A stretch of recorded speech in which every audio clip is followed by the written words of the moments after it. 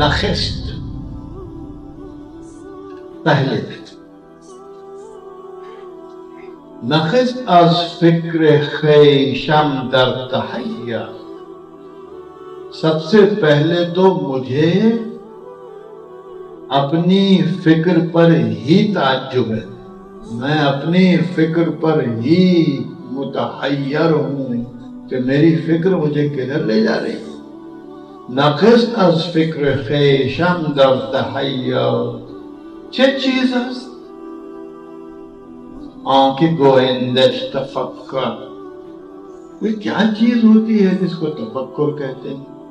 چه چیز است آنکہ گویندش تفکر، کدامی فکر مارا شرط راہ است، یہ کیا بحث ہے کہ فکر جو ہے وہ کون سی فکر ہو جو مجھے صحیح راستے کی طرف لے جائے؟ کدامی بڑی بحثیں ہیں، فکر مارا کون سی فکر، شرط راہ است کہ جو صحیح راستے پر چلنے کے لیے شرط ہو، چرا گہتات وہ گاہے گناہ است، یہ کیسی فکر ہے؟ کبھی لگتا ہے کہ ثواب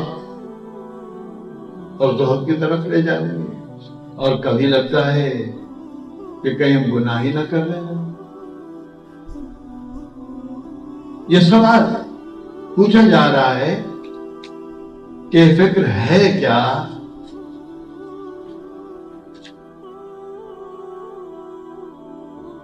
اس سے جو حاصل ہوتا ہے تفکر وہ کیا ہوتا ہے؟ یہ جو بحث ہے کہ اس فکر سے راہ راست سلوک معرفت کا طے ہوتا ہے، مگر ایسا کیوں لگتا ہے چرا گاہ طاعت و گاہ گناہ، کبھی لگتا ہے کہ راستہ گناہ کی طرف جا رہا ہے اور کبھی لگتا ہے کہ راستہ ثواب و طاعت اور زہد کی طرف۔ یہ سوال، اس سوال کو علامہ اقبال نے جواب کا پہلا شعر، اب اقبال نے بھی سوال کر دیا، انہوں نے کہا فکر تم کو معلوم کرنی ہے تو فکر معلوم کرنے کے لیے پہلے تمہیں دیکھنا پڑے گا کہ تمہارے پاس اس فکر کو معلوم کرنے کا کوئی ٹول، کوئی اسکل ہے بھی کہ نہیں ہے۔ کس چیز سے معلوم کی جاتی ہے فکر؟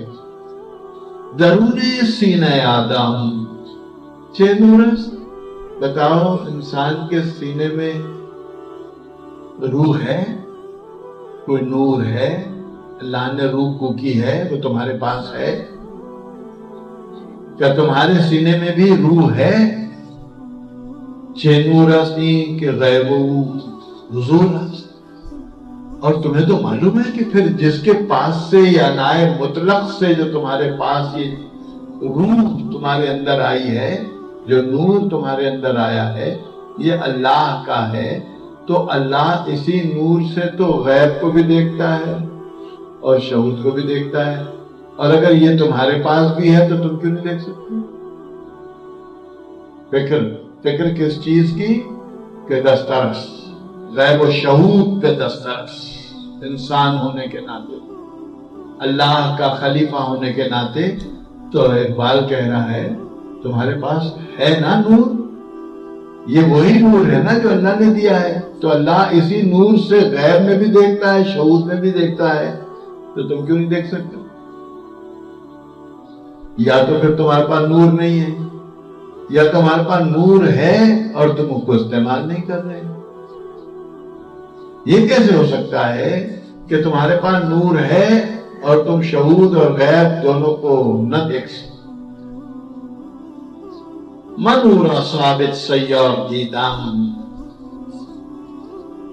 کبھی میں اپنے نور کو اڑتا اڑتا بھاگتا بھاگتا،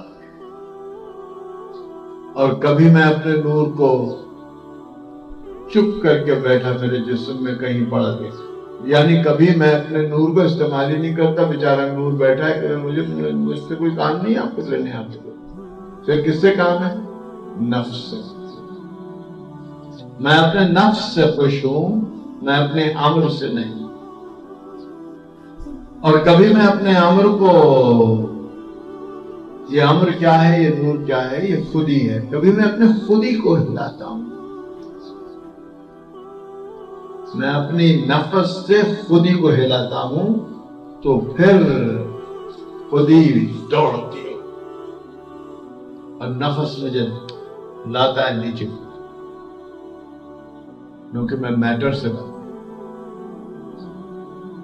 منورا ثابت۔ کبھی میں اس کو ڈال دیتا ہوں کونے میں، استعمال ہی نہیں کرتا، اسٹیگرڈ مادہ، مٹی، سیار دیدہ۔ کبھی میں اس کو روح، ہاتھ نہ آنے والی، خاموش نہ رہنے والی، ہر وقت متحرک، منورا نور دیدم نار دیدم۔ کبھی میں اس نور کو دیکھ لیتا ہوں تو میں اس کے پیچھے چل پڑتا ہوں، اور کبھی میں نار کو دیکھ لیتا ہوں، عقل کو دیکھ لیتا ہوں تو عقل کے پیچھے چلتا ہوں۔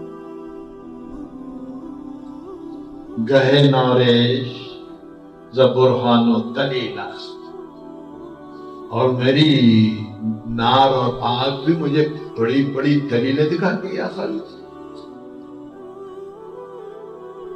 گہے نورش، اور جب کبھی وہ نور سے میں قریب ہو جاتا ہوں، زجاؤں میں جبرائیل است، تو میں جبرائیل کی جان بن جاتا ہوں۔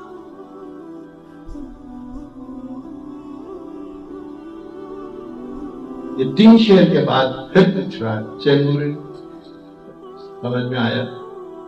کہہ رہے چھ نورے، جاں فروزے سینہ تابے۔ کیسے پتہ چلا تمہارے پاس اب آ گیا ہے نور؟ تو فرمایا جان روشن ہو گئی، ضمیر روشن ہو گیا، سینہ گرم ہو گیا، رحمت سے بھر گیا۔ یہ جان روشن ہوتی ہے جب جان میں آگ لگتی ہے، اور سینہ گرم ہوتا ہے تو کیسے پتہ چلتا ہے؟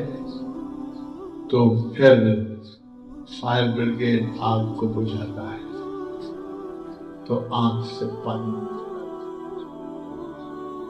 رگوں میں دوڑتے پھرنے کے ہم نہیں قائل، جو آنکھی سے نہ ٹپتا وہ لہو کیا ہے۔ چلورے جاں فروزے سینہ تابے، نیرزد باشوائش آفتابے۔ یہ میری ایک نور کی چنگاری جو میرے مٹی میں اندر ہے، اگر کوئی مجھے پورا سورج دے دے، یہ لے لو، تو میں وہ اس کے بدلے میں سورج دوں گا۔ میری وہ نور کی چنگاری سورج سے زیادہ قیمتی